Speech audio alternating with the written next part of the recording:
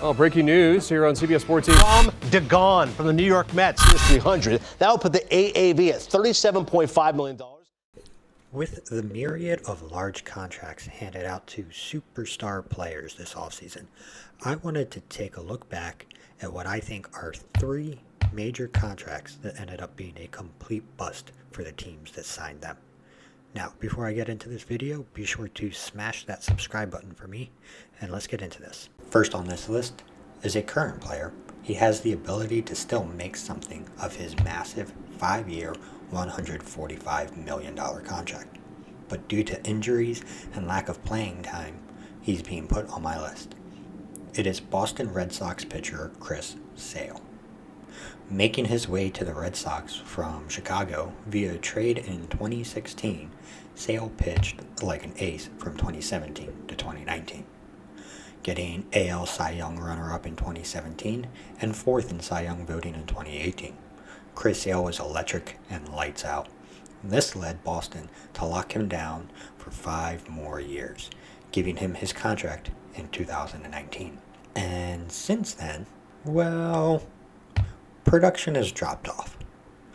He pitched the full 2019 season with a 4.40 ERA and a 6-11 record. In 2020, Chris Sale didn't pitch because he was recovering from Tommy John surgery. And in the last 2 years, he has only pitched 48.2 innings, while earning $30 million a year. The Red Sox are desperately trying to trade him away and start a new rebuild phase. While he says he's willing to listen to trade offers, he has a no-trade clause in his contract and can deny any trade he wants. If Chris Sale is able to come back healthy and on top of his game, this contract could be salvaged a little bit. But the fact that the Red Sox have paid close to $100 million for mediocre or very little play time, that is the reason why Chris Sale is being put on this list. The next player that ended up being a bust after a massive contract is the legendary Albert Pujols. Pujols dominated the league for 10 years with the Cardinals, posting incredible numbers year in and year out. In that time, he ended up winning a Rookie of the Year, 3 MVPs, and was in the top 10 of MVP voting every year, 6 Silver Sluggers, and went on to 9 All-Star games. Also, let me mention, he only had one season hitting under 300, and that was in 2011 when he hit for 299. What team would not want to sign this guy? Well, he signed with the Angels for a whopping 10 years, $240 million, and his production seemed to drop off sharply.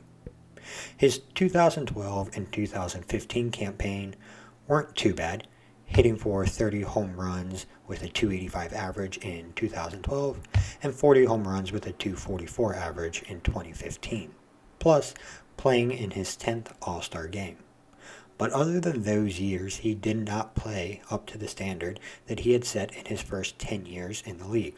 A consistent 30-plus home run hitter and above 300 hitter seemed to be struggling with the Angels and could not get his mojo back. While he posted legendary numbers in his career like 703 home runs and 3,384 hits, most of this came from his time in St. Louis. In his 10 years with the Angels, Pujols' highest batting average was 2012 at .285, never reaching the 300 mark again. He only posted a 12.4 WAR with his time in LA and a -2 WAR since 2017.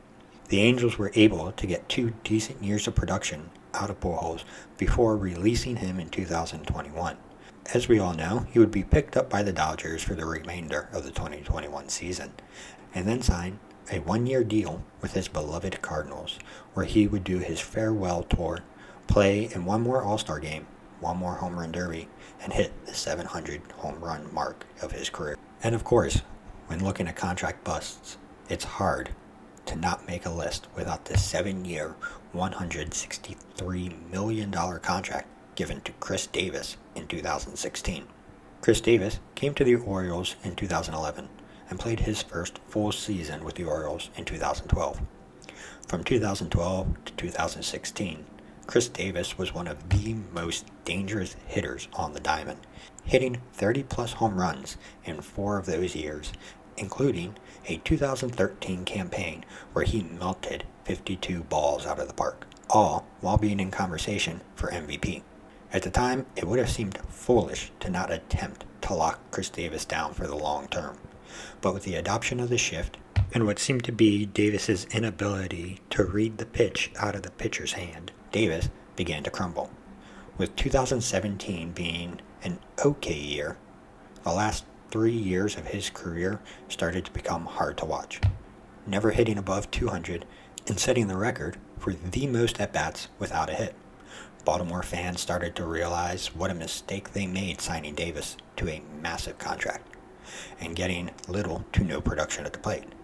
Davis ended up retiring and getting the remainder of his contract deferred. Davis will receive $9.15 million every year from 2023 to 2025, $3.5 million from 2026 to 2032, and $1.4 million from 2033 to 2037, dubbing Chris Davis as the new Bobby Bonilla. If you guys have made it to this part of the video, thank you for watching. Don't forget to smash that subscribe button. And please let me know in the comments down below what you think of my list. Do you agree with it? Do you not agree with it? I would love to get your thoughts on it. And I will catch you guys in the next one.